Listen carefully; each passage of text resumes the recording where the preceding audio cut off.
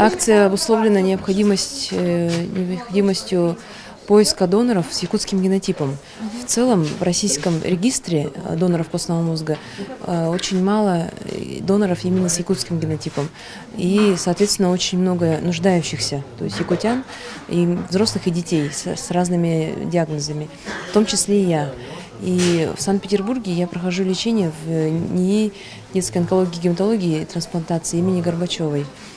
Там мне сказали, что необходима пересадка донорского костного мозга, и так как нет в базе российской и зарубежной, мне сказали, можно было бы провести такую акцию именно здесь, в Якутске, что проходили люди с якутским генотипом.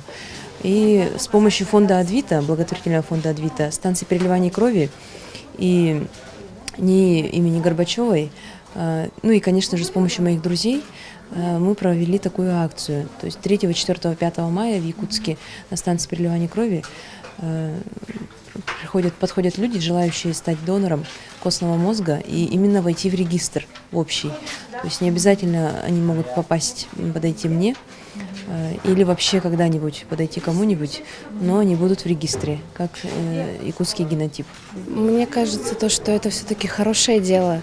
Если я не могу сделать ничего, не поступить на медицинский, не помочь людям, я могу помочь им так. То есть я могу прийти сдать кровь, сдать свой костный мозг, вдруг он кому-нибудь понадобится. То есть я могу помочь людям так.